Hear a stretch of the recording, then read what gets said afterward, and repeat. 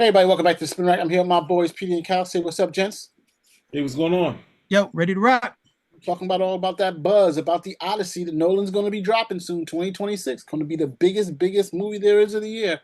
Hey, Selector, if you got anything, drop it for us so we can see what we're talking about. We have this little expose from the Hollywood Reporter. Here we go. The first trailer for Christopher Nolan's The Odyssey has leaked online. The hotly anticipated trailer for the mythic action epic is currently showing in front of Jurassic World Rebirth, which has its first screenings Tuesday evening. Nolan's trailer hasn't been officially released online yet, as the filmmaker prefers his trailers to be a cinematic experience. However, unfortunately for Nolan and Universal Pictures, smartphones exist, so almost immediately the trailer popped up on X. Releasing the trailer so early is a bit unusual, as The Odyssey is still filming and not being released until July of next year. But given that the new Jurassic World film is expected to open to at least $100 million at the box office and represents Universal's biggest and safest bet on its release docket for months, coupling Jurassic World with the first push for Nolan's big event film makes sense. The celebrity-filled cast of The Odyssey includes Tom Holland, Jon Bernthal, Matt Damon, Anne Hathaway, Zendaya, Lupita Nyong'o, and Robert Pattinson, among others. Nolan's The Odyssey has a budget of $250 million, which will make it the most expensive film of his career. It will be shot entirely using IMAX cameras, making it the first film with a major scope to do so. The film is slated to be released July 17th, 2026. For more on this story and all the latest movie news, go to thr.com. This is the Hollywood Reporter News. Wait a second, I got a problem before we get into this. This music they have on it, it's Wankster. You know, they turn it into an orchestral elevator music version of Wankster. Yeah, they still got to pay him though. That's a stock track that's a little too close for me. But anyway, let's get into it. Yeah, let's get into it. Yo, what's your take of it, Cal? I'm really interested in seeing if they can do this story and implement the gods as a part of it, where a lot of the modern takes on Greek myth, they've tried to just totally eschew the gods altogether. And the gods are major players in these particular stories. The Iliad, the Odyssey, the Labors of Hercules, the gods take part. And every time I've seen them try to do the story without the gods, it hasn't really been as good as the myth. And I don't understand their reluctance to do so, but I'm interested in seeing it. I like that scene where you see it's Odysseus and he's sleeping on that pizza floats him. Yeah. Yeah. And he's just there. He's just sleeping. He's just sleeping. I couldn't imagine myself doing the same thing where I'm just asleep and I'm like, oh my goodness, I better I better try to stay up, make certain this thing doesn't capsize or a shark. But this is a guy who has grown to become comfortable with his situation and comfortable enough with the sea where it's like, hey, it's time to sleep. I got to go to sleep. If I die, I die. That's pretty much just going to be the end of it. But I thought that was a very, very good shot. So I'm looking forward to it. I just hope they don't make the mistakes that was made in The Return and they embrace, just be honest with the story. I don't understand the reluctance of adding the gods to the story. Gal, what mistakes did The Return make? Well, first they decided that we had to see Ralph Fiennes in full frontal nudity, and by full frontal nudity, I mean the dude showed us his penis. I didn't necessarily understand the need for that one at all. Okay. And the gods, they didn't have the gods, right? Well, there's a scene. I hope this won't be a spoiler for anyone, but there are certain things that happen that Odysseus only survives with divine intervention. He literally has a god trying to kill him in the form of Poseidon, and he has to get Poseidon is the god of the sea, of the waters, and he has to sail home. That's a pretty big conflict when you got a god after you, and you have to use what he is in control of and has power of in order to do so. So at one point, I think his ship gets wrecked, and the only reason why he survives is because a sea nymph comes and gives him like a scarf or something, like her scarf, which of course, because it's divine, it allows him to survive on the water and stay afloat. Once he gets home, he's disguised by Athena, the goddess of wisdom, so no one can recognize him. In fact, the only living thing that recognizes Odysseus is his dog, because he still has like I guess the smell of Odysseus at the end of the day, just not his look. But these things allow the story to continue. In the return, well, we just see Odysseus washed up on the shore, ass naked, and then when he's there, we're supposed to believe that nobody recognizes him because they haven't seen him in 20 years, including his wife. And the scene becomes almost comical because he's there, he's somewhat in the shadows, then he's not in the shadows, he's talking to her, she's looking at him. And then the question becomes, well, does she recognize who he is? Because if she recognizes who he is, it defeats the purpose of him not wanting to be recognized. She knows who he is. She should be in on planning to get this whole thing done, which undermines the story. So with the gods there and you follow it along, it allows for these sorts of things to happen. When you don't have them there and you want to go for this ridiculous realism as opposed to just executing the great story that you have in front of you, a lot of these things start just falling through because it's stupid. It's like there's no reason to come back and hide yourself from your wife. and the best job you're going to do is just try to be in the shadows at the end of the day. The more that you're around her, you're going to be recognized. Well, I'll say I can agree with you. The only reference I have of how they should do it is the Clash of the Titans. Thank you. Christopher Nolan and do the Clash of the Titans, because that was, even if you look at the tech and whatnot, that as a kid, and my father, he was a big Jason and Argonauts, and he was a big fan of the and the Odyssey, both books. So he took us to see this, and we as kids, even though we had no knowledge of it, we were just like, whoa, this is crazy, especially the end, cracking, the whole thing. So don't shy, as Cal say, don't shy away from those things, but obviously they got name actors, but working in the gods is always the fun stuff for us. So. But I mean, I'm glad you brought up Clash of the Titans, because that's a movie where the gods were fully a part of it, and there's nothing lost. There's nothing lost for the part and the roles that they played in the film, which are the roles they were supposed to play. But then if you look at the remake and how the gods are used, it's again, they really do their best to just kind of push them to the periphery. And they have the same theme that's going on. Oh, we don't need the gods. We can do it ourselves. Well, if you saw the first Clash of the Titans, Perseus needed the help. He was going through some pretty bad stuff. You remember the scene where he's made it all the way back to like this amphitheater and he just crashes out because he's so exhausted from all the trials. And the last bit that Zeus does for him is to put him upright on his feet to like renew his energy. See, those are the important things that you get from the story, because this is something where, okay, a mortal man is not going to be able to do this. That's part of the thing they were trying to get across, that piety to the gods was something that was important. You're mortal. You cannot do this on your own. You're going to need us. Even if the Greek gods were very capricious about the whole thing, those are major themes to take away. Once you decide to implement this modern stuff, it weakens the overall story. But again, I don't know how many people have really delved into it that deeply. But even in terms of entertainment value, it just becomes something that's so in your face as to, this doesn't make sense. What's going on over here? Yeah. It's pretty interesting what you're saying. I'm just taking a look at some of the numbers. Troy did exceptionally well, right? And did not have any gods in it. Troy did about... Why did Troy do exceptionally well? I did 500 million. Brad Pitt in it? Why did Troy do exceptionally well? I'm just saying they had Brad Pitt in it, and I'm wondering if that may be one of the reasons was the reason. It wasn't Eric Bana. Can I finish what I'm saying? And that may be why it's so star heavy, right? If he doesn't go with the gods, and I think he probably will, because they already said Cersei, who's being played by Charlize Theron, she's going to be playing Cersei. So, I mean, I'm thinking that he will be, because it's a huge cast that he wants to do. But Troy did it, and they didn't do the God. That's 500. But you had the more modern take of Clash of the Titans, and that made also $500 million. So that's pretty interesting. Then they also had, Wrath of the Titans, that made about $300 million. Not as successful as they would hope, but it still did pretty decently overall. Well, of course, Gods of Egypt would then tanked it out, so... Because we're not familiar with the Egyptian pantheon. And with the other movies you said, 2 out of the 3 movies had the gods in them, even if they did push them to the edge. In Troy, the gods are alluded to. We don't see them.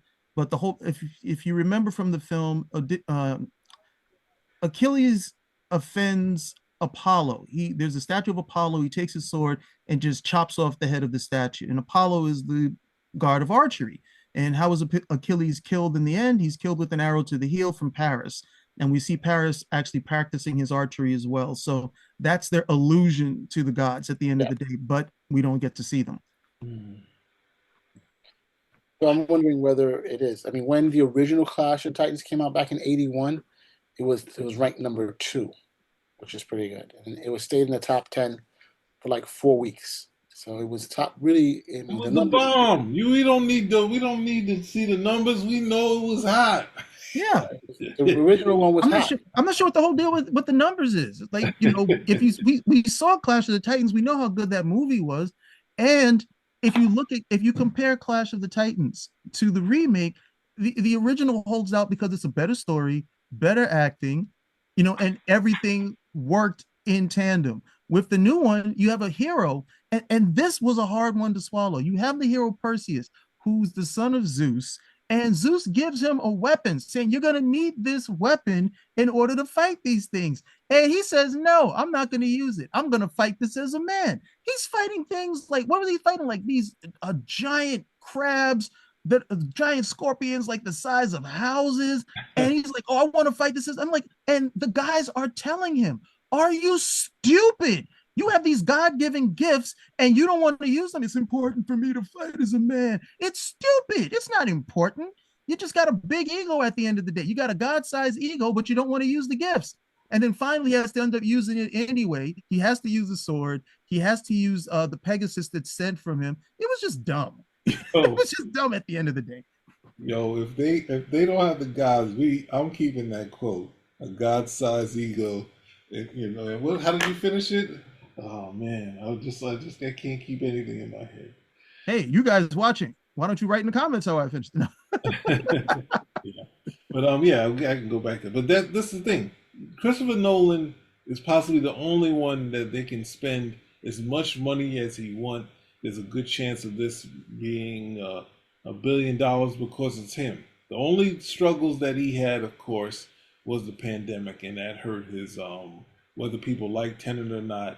His movies were a big thing. If the one that was World War II movie that he did got to $1 billion. Dunkirk. Dunkirk, yeah, that one got to it. He is the director that can say, "I need to do the Greek gods," and Hollywood will say, "Yes, however you want to make them, we'll do those." I'm kind of on the fence because when he did the Batman films, he stayed away from any of the stuff that was, like comic book lore. So we got Ra's al Ghul, but we didn't really get the League of Assassins. We got Ra's al Ghul, but we didn't really get the Lazarus Pit, so we could see Ra's al Ghul again. And he tried to stay with the things where they could be plausibly explained in a real world. So you'll get the Scarecrow because of the fear gas. Vane will have the venom, but the other aspects of Batman that would have been a little bit more fantastic, if you will, we didn't get those. So now he's doing the Odyssey, and I always wonder, because these guys really they really seem to want to eschew that type of stuff. But I do respect Nolan as a filmmaker. I think he's a very good filmmaker. He's made certain things good that I didn't think I would have enjoyed. The concept of Inception, I didn't think somebody could take a philosophical puzzle and make a film that was that entertaining out of it. It's out this weekend, right? Out this weekend. The movie Inception? Yes, re-released this week. Okay. That I wasn't aware of. But I didn't like the way that it ended ambiguously, even though I was able to sort it out myself. But made that very entertaining. Oppenheimer, which a lot of people like. I still haven't seen it, but a lot of people did very well. That was just a good film for Hollywood altogether. So I have a lot of respect for him as a filmmaker, and I'm hoping that he can see the plus in having the Olympians as a part of the story, as opposed to nah. I got it. I think I can do this one. I've rarely seen it work. Well, I would just say, and that includes Troy with Brad Pitt. I'll hear you on your points. The only thing I say is definitely with the Dark Knight. Once he got to $1 billion with that, then another $1 billion with Inception, which the movie obviously looked like it cost a lot of money.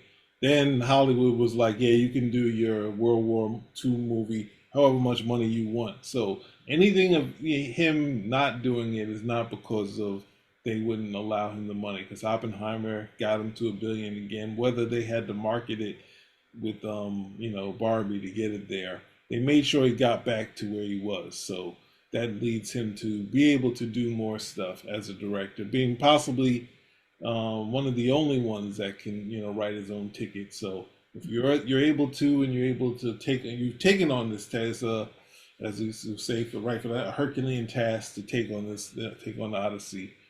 We need to see some gods up in there. So I mean, I know at the same time I was talking about who cares about the money on Clash of the Titans. I'm talking about he's $1 billion guy. Hey, put that $1 billion right on screen with some. And the thing, Clash of the Titans, they made it work out. And the thing is that you didn't have to kill yourself in doing the gods. They didn't kill themselves on it. They killed themselves on everything else. They all the fighting and all that stuff, and Medusa and the Kraken. Did either of you see this was made for TV, the Odyssey with Armand Assante?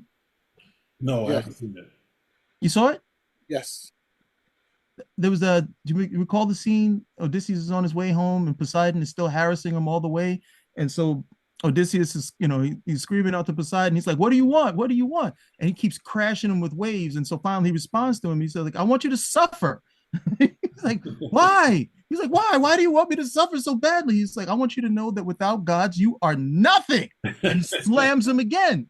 But by the time he gets home, Odysseus is humbled, because that's the reason why he got into the problem in the first place.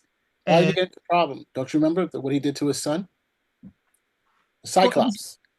He blinded the Cyclops. He blinded the Cyclops, but that's not how he got into the problem. The problem is he was so arrogant that when he was escaping, he told the Cyclops his name, so the Cyclops could take revenge. He's like, at first he told them his name was No Man.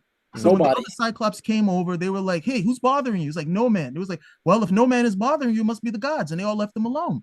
And then once he gets far enough away, his ego, he just gets to the point. He's like, hey, if you want to know who did this to you, say it was Odysseus, whose home is son of Laertes, whose home is in Ithaca. He gives him his full address. And then right after that, Polyphemus is like, all right, got you. He prays to his father and he tells him, don't let this guy go home. And if he has to go home, let it be after a long time, and may he find strife in his house. And that's exactly what happens to him. If he had just kept his mouth shut, he would have been okay. Could have been.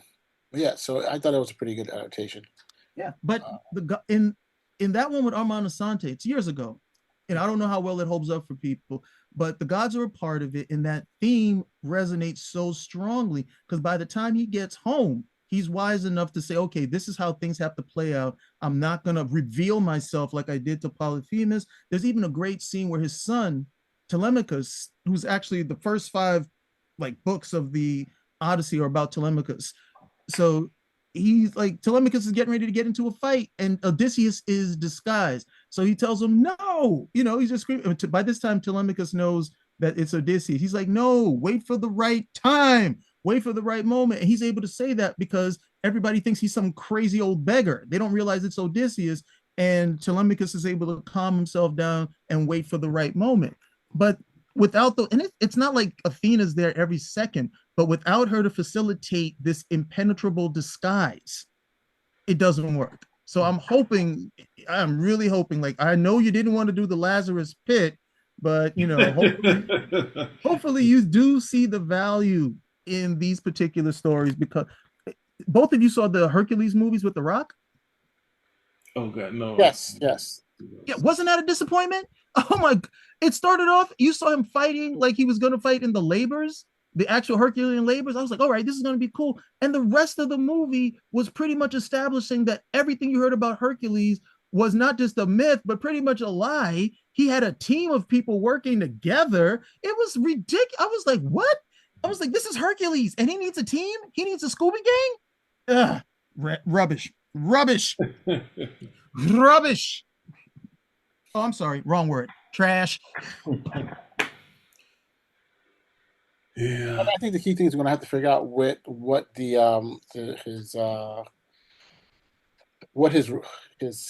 influence are, right? So I mean, it's gonna be hard to know what it is. but he does use the word mythic action and epic in the movie about the movie. So, Mythic action just mean, hey, we're gonna have really high waves crashing into a boat. No. Slow motion kicks. Yeah. So I mean, hey, best of luck for him. We hope it works out. We do like his stuff. Hopefully, there's no time time dilation or anything like that that we have to worry about. That it's just straight stuff. Like Inception or Tenet. Memento. You have to figure out what happened. We know what happened already. This story has been written thousands of years. There's no need to figure anything out, right? There's no mystery. We know who he is. We know how he. You're saying because he's having a side mystery in the story, which there should be none. We know what happened. He screwed up, right? So that's what I'm saying. You screwed up, and that's it. Because look, if you look at the map of Greece, it's a straight shot from Troy to where he lives. But because of what he goes through the whole Mediterranean, then goes home. That's a problem, right? So, and he fix forgets about him. Listen. So if you like what you hear, guys, any final thoughts before we wrap it up? No, we're gonna see the trailer. We want to see what happens, and we still want to see gods. Trailer, sight unseen. I will be seeing this movie. I saw that. Well, am I going to? The trailer is online, No. I mean, I don't need. I've seen some trailer because I went to when I saw Superman. The trailer was in. There was like a little, like a short that was playing in the theaters. But I mean, whether I see the trailer or not, I'm actually going to see this. I didn't go see The Return because based on what I saw, I was like, yeah, I'll wait for this one. This will be on Hulu. And sure enough, it was on Hulu. So I saw it there. This one is like, do I want to go to the movie theater and see this? Because I really wouldn't mind seeing something like this on the screen. It's being filmed in IMAX, so it's made for the theater. So that's cool too. I just need to have a strong enough certainty about the direction of the film, i.e., will the gods be in the film? If they're in the film, I'll definitely in the theater. If they're not, I guess I'll just watch it on my 3D 60-inch screen. Okay.